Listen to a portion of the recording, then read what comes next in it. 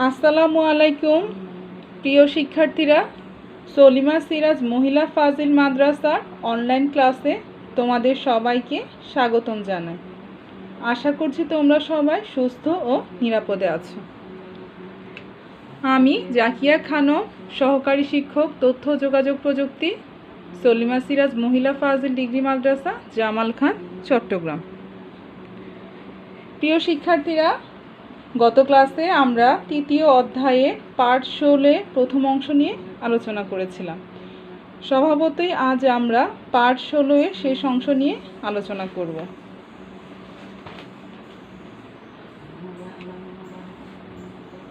শিক্ষার্থীরা, চলো আমরা ছবিটি দেখি। এই ছবিটি দেখে আমরা কি বুঝতে পারছি? ছবিটি দেখে বোঝা যাচ্ছে যে কম্পিউটার দুটোকে অনেকগুলো কীট আক্রমণ করে কম্পিউটারের ডিভাইসগুলোর ক্ষতি সাধনে মেতে উঠেছে। এর পরের ছবিটি দেখে আমরা কি বুঝতে পারছি? আমরা গত ক্লাসের ধারাবাহিকতায় বুঝতে পারছি যে বিভিন্ন ক্ষতিকারক সফটওয়্যারগুলো কম্পিউটারের আক্রমণ সাধন করছে। সুতরাং তোমরা বুঝতে পারছো আমরা আজ আলোচনা করছি তৃতীয় অধ্যায়ের তথ্য যোগাযোগ প্রযুক্তি, নিরাপদ ও নৈতিক ব্যবহার, পার্ট 16 এর শেষ অংশ, পৃষ্ঠা 38 ও 39। এই দুটি পৃষ্ঠা আলোচনা শেষে আমরা বর্ণনা করতে পারব মেলওয়্যারের পরিচিতি, মেলওয়্যার কেমন করে কাজ করে, প্রচলিত মেলওয়্যারের প্রকারভেদ, নির্দিষ্ট 3 প্রকার মেলওয়্যারের বৈশিষ্ট্য। শিক্ষার্থীরা, চলো আমরা মেলওয়্যার সম্বন্ধে জানি। মেলওয়্যার শব্দটি এসেছে দুটি শব্দ মেলেশিয়াস ও সফটওয়্যার হতে। মেলেশিয়াস শব্দে প্রথম অংশ মেল এবং সফটওয়্যার শব্দের শেষ অংশ ওয়্যার মিলে তৈরি হয়েছে মেলওয়্যার। মেলেশিয়াস অর্থ ক্ষতিকারক আর সফটওয়্যার অর্থ সফটওয়্যার। সুতরাং মেলওয়্যার অর্থ ক্ষতিকারক সফটওয়্যার।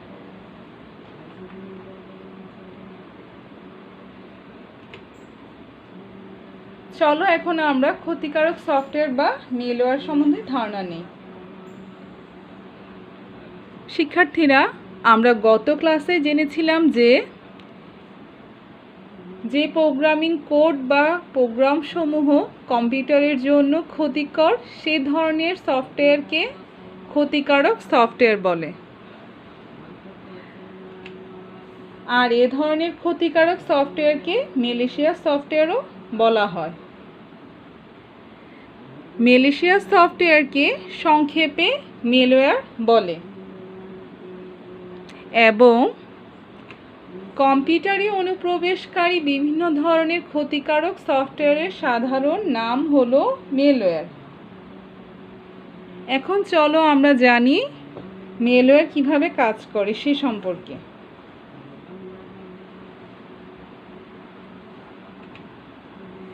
সাধারণত কম্পিউটার সিস্টেমে সফটওয়্যার নিরাপত্তা ব্যবস্থা ত্রুটি মেলওয়্যার তৈরির সুযোগ তৈরি করে দেয়।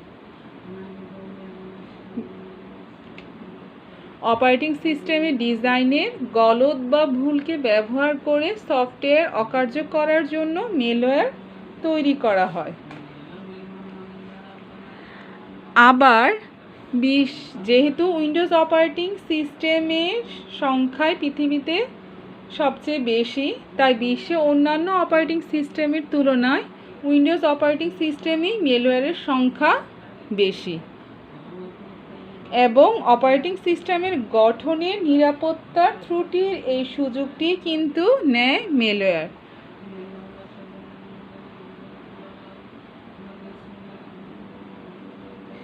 চলো এখন আমরা দেখি ইন্টারনেট ও মেলওয়্যারের সম্পর্ক। শিক্ষার্থীরা, তোমরা দেখতে পাচ্ছ এই ছবির মাধ্যমে বিশ্বের ইন্টারনেটের ব্যবস্থাকে বোঝানো হয়েছে। আজকের এই প্রযুক্তি নির্ভর বিশ্বকে ইন্টারনেট ছাড়া কি তোমরা কল্পনা করতে পারো? অথচ ইন্টারনেটের বিকাশের আগে মেলওয়্যারের সংখ্যা ছিল খুবই নগণ্য। কিন্তু ইন্টারনেট বিকাশের সাথে সাথে ইন্টারনেটের মাধ্যমে মেলওয়্যার ছড়িয়ে দেওয়ার সম্ভাবনাকে ব্যবহার করে মেলওয়্যারের সংখ্যা বৃদ্ধি পাচ্ছে, আর এক শ্রেণীর অসাধু প্রোগ্রামাররা এই সম্ভাবনাকে কাজে লাগাচ্ছে। চলো এখন আমরা গত ক্লাসে দেখেছিলাম মেলওয়্যারের প্রকারভেদ, তা নিয়ে আবার একটু পর্যালোচনা করি। মেলওয়্যারের প্রকারভেদগুলো কি কি মনে আছে তোমাদের? মেলওয়্যারের প্রকারভেদগুলো হলো virus, worm, Trojan horses, rootkits, keylogger, dialer ও স্পাইওয়্যার ও অ্যাডওয়্যার। চলো এখন আমরা অধিক শনাক্তকৃত ও প্রচলিত মেলওয়্যার সম্বন্ধে ধারণা নিই।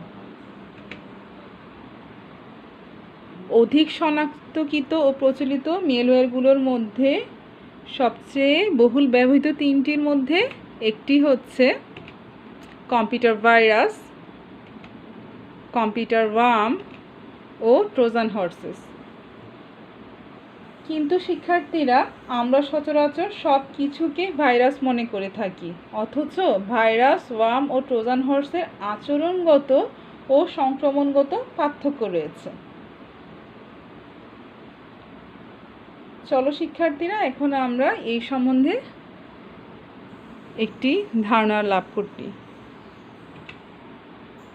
এখানে আমরা কি দেখতে পাচ্ছি? এখানে যে আইকনটি আমরা দেখতে পাচ্ছি তা খুবই পরিচিত একটি আইকন, যা অব্র বাংলা লেখার সফটওয়্যারকে নির্দেশনা করে।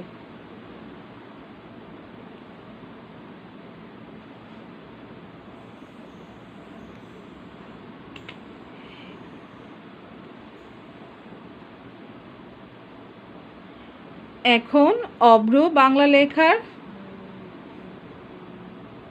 একটি exe ফাইল টাইপস আমরা দেখতে পাচ্ছি। এই ফাইলের মাধ্যমে মেলওয়্যার যে কোনো প্রোগ্রামে প্রবেশ করতে পারে। exe ফাইল হচ্ছে এক্সিকিউটেবল ফাইল। এইরকম আরও অসংখ্য এক্সিকিউটেবল ফাইল, যেমন MS office, Photoshop, illustration file ইত্যাদির সাথে যুক্ত হয়ে মেলওয়্যার কম্পিউটারে প্রবেশ করতে পারে। চলো এবারে আমরা ভাইরাসের মাধ্যমে এক্সিকিউটেবল ফাইলের সংক্রমণ সম্বন্ধে ধারণা লাভ করি।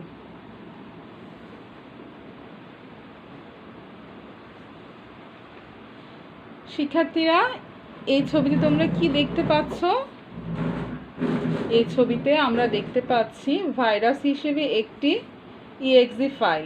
এটি অনেকগুলো প্রোগ্রামকে পরস্পর সংক্রমিত করতে পারে, অর্থাৎ যে সফটওয়্যার বা ফাইলের সাথে ভাইরাসটি সংযুক্ত আছে সেটি চালালে ভাইরাসটি সেই প্রোগ্রামকে সংক্রমিত তো করবেই, এবং সে ডিভাইস বা কম্পিউটারের অন্যান্য কার্যকারী ফাইলে স্বয়ংক্রিয়ভাবে সংক্রমিত হয়ে পড়তে পারে। এখন চলো আমরা ভাইরাস সংক্রমণের মাধ্যমগুলো সম্বন্ধে ধারণা নিই। শিক্ষার্থীরা, এখন আমাদের জানা প্রয়োজন ভাইরাস কিভাবে সংক্রমিত হয়। ভাইরাস কি নিজে নিজে সংক্রমিত হয়, নাকি কোনো মাধ্যম ব্যবহার করে সংক্রমিত হয়? শিক্ষার্থীরা, আমরা কোনো ফাইল বা ডকুমেন্ট স্থানান্তর করার জন্য কোনো পেন ড্রাইভ বা ডিভিডি ব্যবহার করি। ইউজাররা এই পেন ড্রাইভ বা ডিভিডি ব্যবহার করলে তাতেই কি কম্পিউটার ভাইরাস দ্বারা আক্রান্ত হতে পারে? তোমাদের কি মনে হয়? শিক্ষার্থীরা, কম্পিউটার ভাইরাস ব্যবহারকারীর হস্তক্ষেপ ছাড়া অজান্তে হলেও ছড়িয়ে পড়তে পারে না। পেন ড্রাইভ বা ডিভিডিতে ভাইরাসে আক্রান্ত কোনো ফাইল থাকলে তা ছড়িয়ে পড়ে না। কম্পিউটারে সেই ভাইরাসযুক্ত পেন ড্রাইভ বা ডিভিডিটি যুক্ত করে ব্যবহার করলেই ভাইরাসটি সক্রিয় হয়। তাহলে চলো এবার আমরা ওয়ার্মের সংক্রমণ সম্বন্ধে জানব। শিক্ষার্থীরা চলো আমরা ওয়ার্মের সংক্রমণের প্রকৃতি দেখি।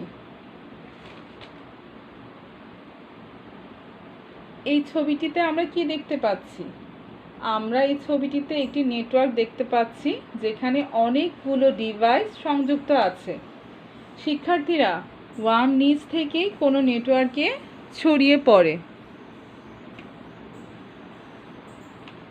নেটওয়ার্কের অন্যান্য কম্পিউটার ও ডিভাইসকে সংক্রমিত করে। ব্যবহারকারীর হস্তক্ষেপ ছাড়া বা অজান্তে ওয়ার্ম নেটওয়ার্কের মাধ্যমে ছড়িয়ে পড়ে এবং নেটওয়ার্কের কম্পিউটারে আক্রমণ করে। তাহলে শিক্ষার্থীরা, ওয়ার্ম ও ভাইরাসের সংক্রমণের যে প্রকৃতি আমরা দেখতে পাচ্ছি তাতে স্পষ্ট যে ভাইরাস নিজে নিজে ছড়িয়ে পড়তে পারে না ব্যবহারকারীর হস্তক্ষেপ ছাড়া, কিন্তু ওয়ার্ম নিজেই ছড়িয়ে পড়ে ব্যবহারকারীর অজান্তে এবং নেটওয়ার্কের মাধ্যমে।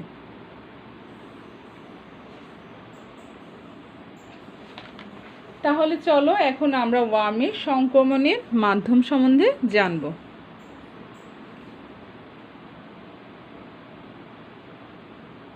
তাহলে শিক্ষার্থীরা, তোমরা কি কল্পনা করতে পারো ওয়ার্ম ছড়ানোর ব্যাপকতা কি? শিক্ষার্থীরা, ছবিটি দেখো। ওয়ার্ম ইন্টারনেটের নেটওয়ার্কের মাধ্যমে কিভাবে আক্রমণ করছে। ছবিটি মার্কিন যুক্তরাষ্ট্রের 2004 সালের 19 মার্চ উইটি ওয়ার্ম কিভাবে ছড়িয়ে পড়েছিল তা দেখানো হয়েছে এখানে। মাত্র 2.5 দিনেই মার্কিন যুক্তরাষ্ট্রের 26.28% কম্পিউটার আক্রান্ত হয়ে পড়ে এই ভাইরাসের মাধ্যমে। তাহলে ইন্টারনেটের নেটওয়ার্কের মাধ্যমে ওয়ার্মের সংক্রমণের ব্যাপকতা কতটুকু ভয়ঙ্কর তা তোমরা বুঝতে পারছো অনায়াসে। এবার আসো আমরা ট্রোজান হর্সের মাধ্যমে সংক্রমণ নিয়ে জানব।